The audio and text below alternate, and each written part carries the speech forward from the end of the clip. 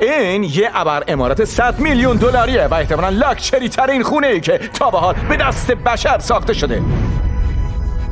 ما قراره زندگی کردن تو این خونه رو با زندگی کردن در این خونه 69 میلیون دلاری که در برابر سونامی مقاومه مقایسه کنیم و بعد برسیم به این قصر 30 میلیون دلاری که پارک آبی شخصی داره و خیلی چیزهای دیگه و در آخر بریم سراغ این خونه تک کاربری $1. شبیه یه آلونکی. فقط $1. چرا این خونه $1؟ خب اگه یه طوفان دیگه بیاد احتمالاً تو آب حل میشه. پس فقط لازمه $1 بگیرن تا از دستش خلاص پس بشن. میفرمایید این اصلا سرمایه‌گذاری خوبی برای من نیست، درسته؟ زدی به هدف. یا انجامش بدیم. بزن بریم. چقدر احتمال داره که بیافتیم پایین؟ خیلی زیاد. داداش اینا لق میزنن. این صندلیه جوری انگار جفت دستی جونشو نگه داشته. ما یه صندلی و یه تشک و نصف کف خونه رو داریم. میتونم تو خونه بشینم و ماهی بگیرم. آها یکی گرفتم. واو. فقط یه تومه بود چاخان کردم. حالا که میبینی داره بهمون خوش میگذره از فروختنش پشیمون نیستی؟ نه نیستم. اگه $2 بدم ازم پس میگیری؟ نه. باشه تلاش کردم. من یه ایده دارم از این خونه بریم بیرون. در ادامه میریم سراغ یه خونه که 100 میلیون برابر این خونه قیمت داره. از اونجایی که دیگه قصد ندارم پامو تو این خونه خرابه بذارم، بیاین بریم سراغ یه جای قشنگ‌تر. همونطور که گفتم اومدیم به یه خونه $1 میلیون که در واقع یعنی شما برای خریدن این خونه باید میلیونر باشین. باید ببینیم یه میلیونر کجا زندگی میکنه. اولین حسی که داد این بود که از خونه من خیلی بزرگتره. با پرداخت $1 میلیون یه آشپزخونه نسبتاً بزرگ گیرتون میاد و 4 تا اتاق خواب که معمولی بودن. اما این همه چیزش نیست. این اتاق خواب یه اتاق مخفی داره که به یه حموم راه داره و این حموم از کل خونه $1 بزرگتره. این خیلی وان بزرگیه. قد من 185 و خیلی راحت توی وان جا شده. با اینکه تو تمام حموم‌ها بیده قرار داشت. وای خدا. بهترین قسمت خونه رسما تو زیر زمینه. با اینجا رو یه سینمای خونگی دارن. داداش این صندلی و ماساژور دارن. وایسا. هر کدوم از این صندلی‌ها 2 تا کنترل دارن. حالا این سینما یه اتاق بازی هست. فکر نمی‌کردم با پرداخت $1 میلیون یه همچین امکاناتی داشته باشه. این خونه حرف نداره. اگه صاحب خونه بودن دوستای بیشتری داشتن و در آخر با همچین استخر امکانات خونه تکمیل میشه. کنار بشین آبشاره که نیازی نیست باشه. در کل زندگی تو این خونه خیلی خوبه. ولی البته اگه قرار گرون‌ترینا رو با هم امتحان کنیم، برای همین بعد از این میریم توی خونه 15. خونه $15 میلیون. باید در رو گل بدی؟ وای پسر. انگار فیکه. شبیه همون خونه ای که می‌خواستی توی GTA بخری؟ چشم اندازش بی‌نظیره. استخرش از استخر خونه $1 میلیون خیلی کوچیک‌تره. اما شما میتونید رسما کل لس آنجلس رو ببینید. کمک! هی کمک! کافیه بس کنید برید داخل. دوستی جدید میخوام. خب فکر میکنین شغل این صاحب خونه چی باشه ها؟ NFT. یه وکیله. اون وکیل برتر سال 2017 و وکیل شماره که سال 2021 بود. حالا معلوم شد چطوری میشه این خونه رو خرید. ظاهرا اینجا یه یادداشت برام گذاشتن. مستر بیست عزیز، ممنون که اومدی به خونه من. تو کادوی خیلی بزرگی به من دادی. حالا من در برابر بچه‌ام یه برگ برنده دارم. بعد در ضمن هیچ کدوم از ساندویچ‌ها رو نخور. اونا خیلی برام با ارزش هستن. اعضای خانواده من اونا رو نسل به نسل منتقل کردن. باشه. پایین بالا. خیلی خوب میریم پایین. حالا زیبایی یه خونه مشخص میشه. طبقه پایین این عمارت یه سینما و یه باشگاه کاملا شخصی وجود داره. برای استفاده از این تردمیل باید رمز وارد کنی. 6969 نیست. یه اتاق خواب مهمان، یه اتاق سرگرمی و یه بار با یه عالمه غذای مجانی. بچه‌ها قبل از اینکه چیزی بخورید، اگه این غذا رو گذاشته باشه تا بتونه از ما بابت خوردن. خیلی خوب دیگه. کال خوردش و یه نمای خیلی فوق‌العاده از استخر اینجا داریم. همینه. نولان در پشت صحنه داره برای فیلمبرداری شنا میکنه. فکر کنم خبر داشته باشه که دیگه ازش فیلم نمیگیری. آره یه بار دیگه انجامش بده. اینجا یه اتاق خواب بزرگ با یه نمای فوق‌العاده داریم. بیا اینجا کار. نخور بگیر. وای نولان اونو بگیر. نکن. بابا اگه پرتشم پایین ازمون شکایت میکنم. من که کارمو به شکایت و دادگاه نکشه تصمیم گرفتم بریم اون سر کشور به ماساچوست و خونه $30 میلیون. این مرکب بزرگ 16 تا اتاق خواب و 4 تا ساختمان مجزا داره. تو ساختمان اصلی چند تا اتاق نشیمن وجود داره ولی این یکی بهترین اتاق نشیمن این خونه است. واقعا بزرگه.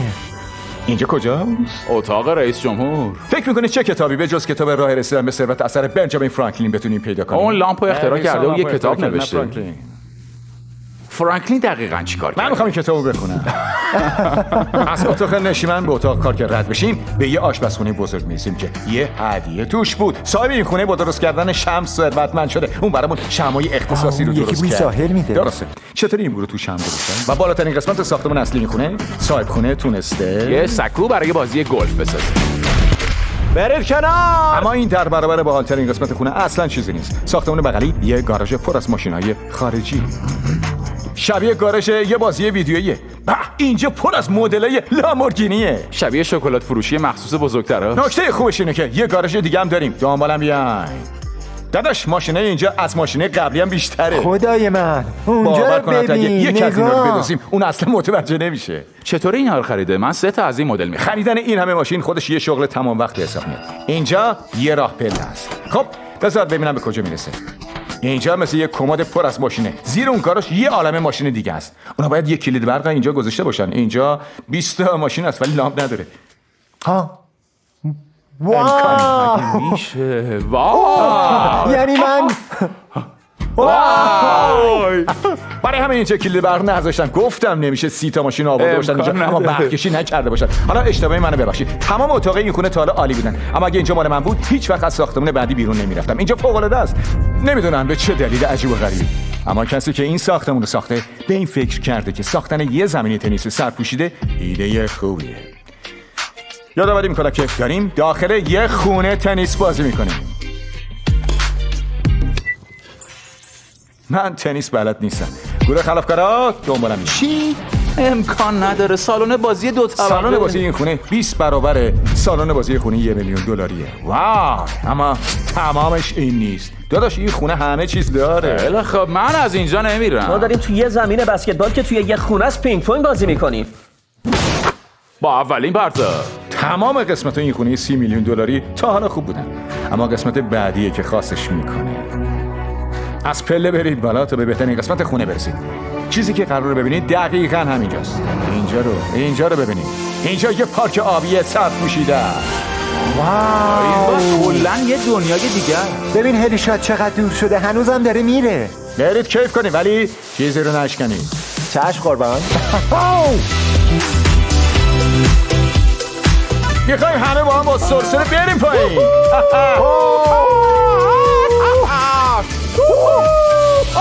ما تو پارک آبی خوش میگذرونیم. تو خونه بعدی میبینمتون. خبر بعدی اینه که این خونه اون سر کشوره. خبر خوب اینه که اینجا یه ابر امارات 45 میلیون دلاریه. وای خدای من این بزرگترین خونه یکی تو کل عمرم داخلش بودم. نمیدونم این قسمت بزرگ دقیقاً چیه ولی خیلی قشنگه. همونطور که میتونید حدس بزنید قیمت خونه ها رو به افزایشه. دیگه اصلا نمیدونم چطوری باید توصیفشون کنم. واقعا کلمه کم آوردم. این به احتمال زیاد قشنگترین چیزی که من تا حالا دیدم. برای همین به آقای مارک کومان مولتی میلیاردر گفتم کمک کنه. حالتون چطوره؟ سلام. خوشحالم جوان. آقای مارک هم صاحب تیم بسکتبال دالاس ماوریکسه و چون این خونه یه زمین بسکتبال خاص داره همونطور که میبینید یه مقدار سرگرم شدیم. نمیتونه پرتاب کنه. مرسی. از کال بگیرش. پرتاب کن. گل نمیشه. آره همینه. ما میتونیم. برو موقعیت خوبیه. همینه. وای نه. تیم جک میبره. زود باش ما بردیم. حالا میریم بقیه خونه رو به مارک جکرا نشون بدیم. برنده شده. حالا که همه عرق کردیم بریم ببینیم از نظر اون این خونه 45 میلیون دلار میارزه یا نه. شاید بخوایم بدونید. شنا نکرد. ولی انگاری من واقعا شده کرده. گفتی قیمت این خونه 45 چقدره؟ میلیون دلار. چه نمیارزه؟ به خاطر اینکه اینجا برنت‌ووده. قیمت این خونه نصف اینه. برنت‌وود اونجاست؟ نه اسم این محله. منم فکر کردم منظورش جنگل داخل خودم خونه فکر کردم است. اونو میگه. با مزه بود. حموم اینجا خیلی قشنگه. شما تو حمومتون مبل داری؟ آره. واقعا؟ باشه. آره. ما باید همسط مارک باشی. قانون اول اینه که باید یه توالت گرم داشته باشی. واقعا؟ استی که وقتی روش میشینی همینی که داره. موافقم. لازم نیست میلیاردر باشی تا خوشحال باشی. فقط باید یه بیده و یه صندلی توالت گرم بیشتر داشته وقتتون باشی. اینجا میگذره. خب من مطمئنم که مارک دوست داره وقت زیادی رو تو توالت بگذرونه ولی ما دیگه اینجا وقت نداریم. تو خونه بعدی میبینمتون. قیمت خونه بعدی خیلی اتفاقی با عدد مورد علاقه من یعنی 69 میلیون دلار برابره. شبیه خونه یه شخصیت شهروره. واقعا خونه تو چقدر شرورانه. فرق داری میرنده؟ از مال من خیلی بزرگتره. فکر نمی‌کنم آدرست چیه؟ دلیل اینکه این خونه عجیب در بازار 69 میلیون دلار قیمت داره اینه که تا خرخره پر شده از مجسمه و آثار هنری گران قیمت از سراسر دنیا. صرف نظر از اینکه این آثار هنری چقدر میارزه، ما قراره قیمتش رو حدس بزنیم. به نظرتون قیمتش چنده ها؟ این سیستم صوتی کاملا منحصر به فرده. این دستگاه توسط مخترع واکمن ساخته شده که جز اولین دستگاهی که میتونستیم باش موقع راه رفتن آهنگ گوش کنیم. از اونجایی که توسط مخترع واکمن ساخته شده خیلی خاصه که بتونی یکی از اینا تو خونه داشته باشی. این اصلا تو خونه تو جا نمی‌کنه. چیزی که چشم انداز اینجا رو عالی میکنه نمای حیات همسایه هاست. به تمامش دید داره. اگه کسی که اونجا زندگی میکنه یواشکی با همسایه بغلی رابطه داشته باشه چی؟ اون نامزد سابقشه. داستان بررسیدن رومئو و دو تا جولیته. اتاق آخر داخل خونه یه سورپرایز در بیرون خونه منتظر ماست. اونجا رو ببینید. چی؟ گروه آقایون، شما اصلا هواپیمایی که اونو کشیدید دیدین؟ نه، اون من وقت هزینه چطوری این کارو هواپیما و کردن؟ اجاره حدود 1000 تا بیلبورد در سرتاسر آمریکا رو پرداخت کردم تا به همه بگم شکلات فیستیبل خوشمزه ترین شکلاتی که میشه خورد. دیگه شکلاتای متبرقه نخورید. شکلات فیستیبل یه نوع شکلات مدرن. در ضمن چون هالووین نزدیکه تو تمام خرده فروشی‌ها این بسته‌بندیایی که شکلات کوچیک داره رو میفروشید. خب اگه نمیخواین هالووین کسل کننده‌ای داشته باشین از اینا بخورید. خوشبختانه قیمت شکلات ما خیلی مناسبه. اما میدونید چی خیلی گرونه؟ آخرین خونه ویدیو یا بهتر بگم خونه 139 میلیون دلاری. مطمئناً این لاکچری ترین ابر امارات کل دنیاست. این خونه بزرگ بالغ بر 10,000 متر مربع وسعت داره و چیزایی داره که تو هیچ خونه دیگه پیدا نمیشه. از یه کلوپ شبانه و اسکلت تیرکس گرفته تا یه آسانسور کاملا رباتیک. دیدن این خونه مغزتون رو منفجر میکنه و برای اینکه گشت و گذار تو این خونه رو خاص‌تر کنیم از جاستین تیمبرلیک خواستیم یه دیگر. اینجا خونه جاستینه. قرار خونه رو به ما نشون بده. نه خدای من، تا بار همچین نمایی تو عمرتون دیده بودین؟ این فوق‌العاده است. آره پسر، میبینی این تصویر پرده سبز حرف نداره. فکر کنم به نظرش جز 10 به نظرم جزو 5 تای برتره. واقعا نمیشه توصیف کرد که این خونه چقدر بزرگه. این خونه 12 تا اتاق خواب و 17 سرویس بهداشتی داره که تو 3 طبقه مجزا قرار دارن و یه چشم‌انداز عالی از آسمون لس آنجلس. برای من مهمترین قسمت خونه آشپزخونه‌شه. یه آشپزخونه مینیمال. حالا نظرت درباره اینجا چیه؟ آره بیاید ادامه بدیم. آخر ویدیو متوجه میشیم که آیا اون 100 میلیون دلار برای خرید اینجا پرداخت میکنه یا نه. فعلا نگفته که دوستش داره. اولم نقد خونه عزیز. تمام قسمت این خونه از گرونترین مواد دنیا ساخته شده. برای مثال دیوارای این اتاق از یه نوع سنگ مرمر کاملا منحصر به فرد ساخته شده که مستقیم از ایتالیا وارد شده. نمیتونید حدس بزنید که چقدر مرمر برای این خونه استفاده شده. منظورم اینه که این خونه کاملا سفارشی ساخته شده. آره هیچ کدوم از دیواره اینجا از مواد معمولی نیست. دیوار معمولی؟ چه لوستر عجیبیه. قیمت این لوستر بیشتر از 1 میلیون دلاره و رو سقف اینجا کار شده تا بتونه وزن این لوستر رو تحمل کنه. واقعا تهش معلوم نیست. چرا بهم نگفتی 1 میلیون دلاره؟ داشتم باش بازی فقط میکردم. قیمت لوسترای این خونه 60 میلیون دلاره. اتاقای طبقه پایین خیلی بهتره. اون پایین کلا یه خونه دیگه است. اگه اینجا رو نگاه کنی اینجا واقعا یه سردخونه است. قراره منو اینجا زندونی کنی؟ نه لطفا نکنی. خب اینجا به چه درد میخوره؟ نمیدونستم با این اتاق چی کار 50% کنم. احتمال میدن که اینجا گیر کردیم چون درش دستگیری نداره. آه نه گیر نکردیم. اگه گیر میکردیم باحال میشد. جاستینو این یه دایناسور واقعیه؟ حالا که این خونه یه دایناسور داره متقاعد شدی بخریش نه؟ هنوزم شک دارم. اوه چی؟ این خونه هنوز صاحبی نداره. برای همین اسم معدود کسایی که میتونن این خونه رو بخرن در اینجا نوشته شده. وارن بافت 80 میلیارد داره، آلیسون 50 میلیارد و بزوس 100 میلیارد. چندلر چرا اسم تو اینجا نیست؟ بله خب بیاید کم کم تمومش کنیم. ناران اینجا جس گرفتی یا؟ من فقط نشستم. تو واقعا به این خونه میای؟ ممنون، میخواستم بخرمش. چرا میخواستم بخرم؟ انتخاب خوبیه، بهتم میاد. فکر کنم نولان ویدیو رو ادیت کنه تا قسمت حذف بشه. این آسانسور ماشین 2 میلیون دلاری یکی از خاص‌ترین ویژگی‌های این خونه است. شما از تبلت انتخاب میکنید که میخواین سوار کدوم ماشین بشین و آسانسور اون ماشین رو میفرسته به گاراژی که 2 طبقه بالاست. میدونم به چی فکر میکنی. مشکل این قسمت اینه که اینجا فقط 6 تا لامورگینی جا میشه و فکر کنم تو واسه 10 تا ماشین جا آره به می‌خواستی، درد نه؟ نمیخوره مشخصه. حالا ببرین سینمای این خونه بزرگترین سینمای خونگیه که در تمام عمرم دیدم.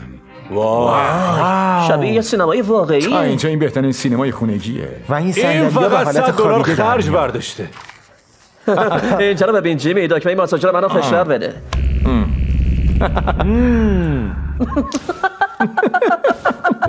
هی من اینو نمیخوام. ای داداش دکمه صندلی من کو؟ صندلی من ماساژور نداره. بیا جاتو با من عوض کن. بیا.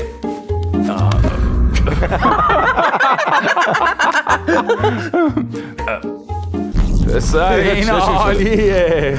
نمیدونم. خب بیایم بریم بالا. اتاق خواب اصلی اونجاست. این طرف هم حموم هست. اگه دلت خواست همزمان با 10 نفر حموم کنی خوش آمد پسر. تو این وان با هیچ کس دیگه نمیتونی حموم کنی، اما بخوای دوش بگیری میتونی یه ارتش اونجا جا بدی. البته اگه اهلش باشی. اهلش هست. حالا بهترین قسمت خونه کنار استخره. دلیل اصلی گرون بودن این خونه اینجاست. دارم فشارش میدم. این یه یه صفحه صفحه خیلی نمایشه. بزرگ.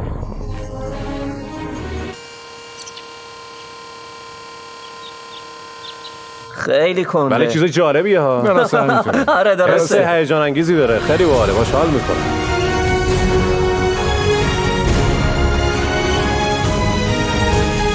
منظورم اینه که این یکی خیلی کاسه.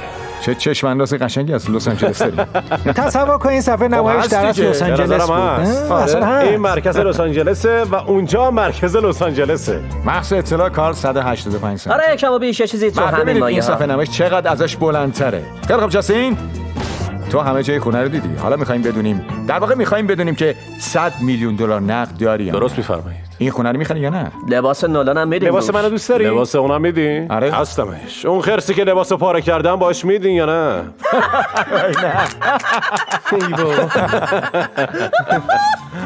خیلی والی به چیکار کردم با تو؟ امیدوارم خوشتون اومده باشه. با امید دیدار. برای خرید خونه که دیدید به این آدرس اینستا سر بزنید.